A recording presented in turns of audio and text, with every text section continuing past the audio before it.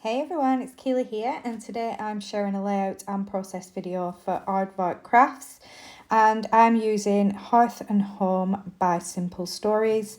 I'm absolutely loving working with this collection. It's absolutely stunning, and I couldn't wait to fussy cut this gorgeous pattern paper, but it was quite a hard decision to make because I loved the other side as well. So I decided to fussy cut around half of these florals from this pattern paper to use on my layout today, and I've saved the other half for a possibility of using the other side, but I may not yet. I might fussy cut the rest, but for now I've fussy cut half of these gorgeous florals. There is some beautiful florals throughout this collection, and they're in absolutely stunning colours. They've got such a warm, cosy feel to them.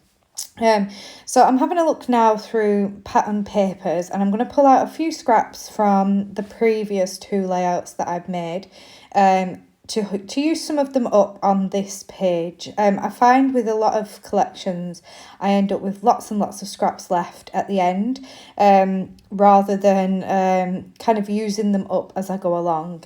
So I decided to kind of make a scraps layout today.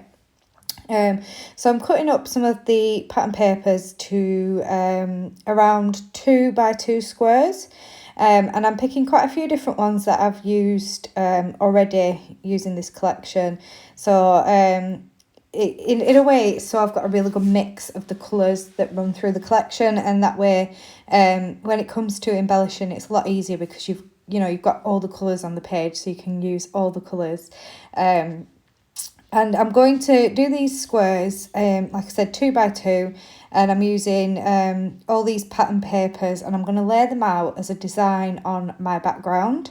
I've got 2 photos today of my kids, one of TJ and one of Darcy, and we were making some crispy cakes. We call them crispy cakes, but they're actually like cornflake cakes, so you melt the chocolate and put it on top and then leave them to set, and the kids love them, and it's a great way to make some kind of cheap snacks to have in the house, and it's fun to do as well, so it's a nice activity for us to do together. So I've now got all my squares cut, and I'm just going to lay them out on my desk to see how I want them to go, and make sure obviously that I have enough of the patterns. So I'm laying those out so that there's no 2 squares next to each other that are the same. And this is kind of the design that I'm going for.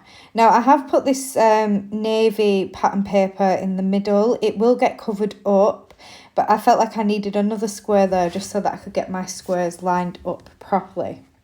And these are the photos that I'm going to be using. And it's actually quite strange looking at these photos now because my kitchen is completely different to how it is on these photos. So it's a good way to, document the changes around the house as well. I'm going to cut down my cardstock. I'm going for a white cardstock background, but I do want to add a border around the edge of this page because I'm going to have so much going on in the middle with all the patterns and embellishments that I'm going to use. I kind of needed something to rein it in, and I love a border on a page. So I thought I was going to go for this yellow one. So I'm going to gut that, just so I don't waste any of that gorgeous yellow paper. But I do decide in the end to go for the other side, which is this gorgeous navy with florals on. And I love the look of the dark border around the edge of all these colours and patterns that are going on in the page. So like I said, I'm going to go for the yellow. And it does look okay, but I'm not too sure. I am more drawn to this side instead, and I think that works really, really well. And I think because even though I've got that one square there, you won't be able to see that. So because that pattern is nowhere else on the page, I really do think that it helps the other colours really stand out that are going on the page.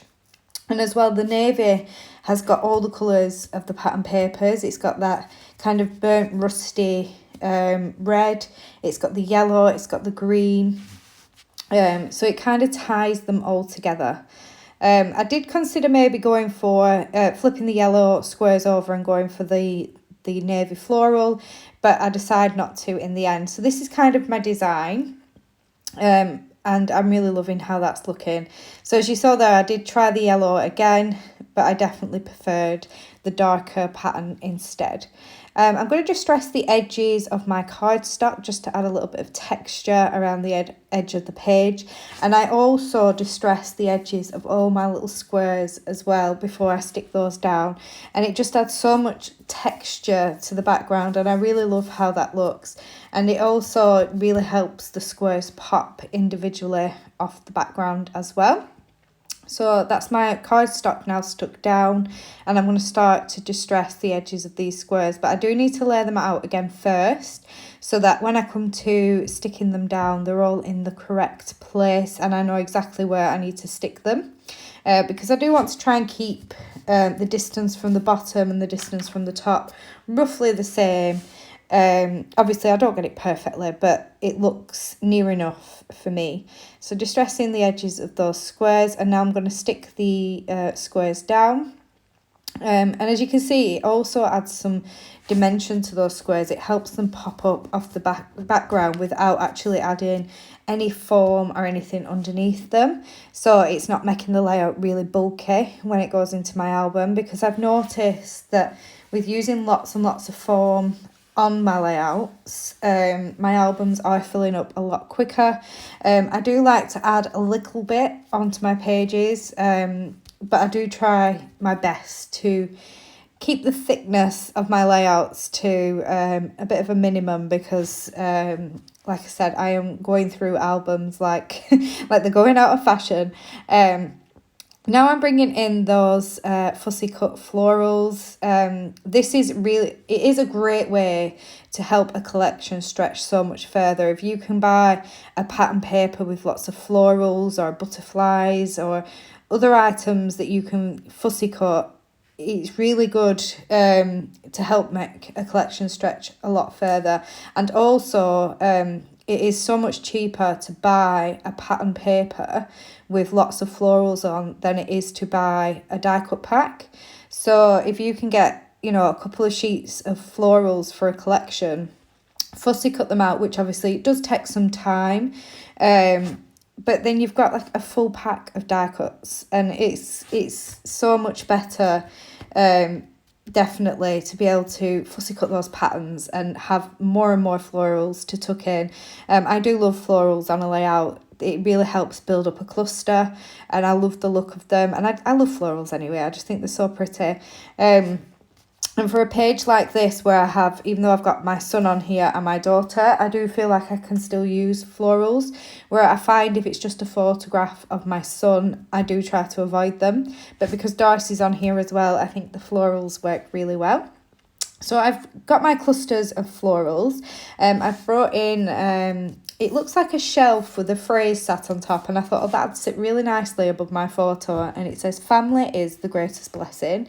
And then now I'm trying to bring in some of the kind of cooking icons. So definitely going to try and use them up on this layout as well. There is quite a few of the cooking icons in this collection, but there's lots of other icons as well, so you don't have to always do like baking or cooking themed layouts. But obviously, because these photos are of my kids baking, I felt like it was a great opportunity to use lots of those on here.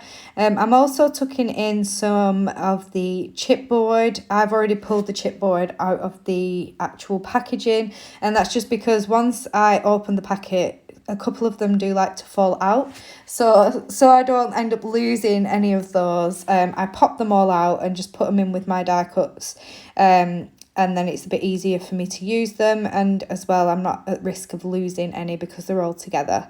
So I'm tucking in, yeah, like I said, some chipboard into my clusters as well, and I really like how that looks. I love the like little black and white leaves and things, and in this collection I think they're really pretty, and they're nice just to add in with those florals as well. I am going to bring in a wooden spoon to add to the top cluster.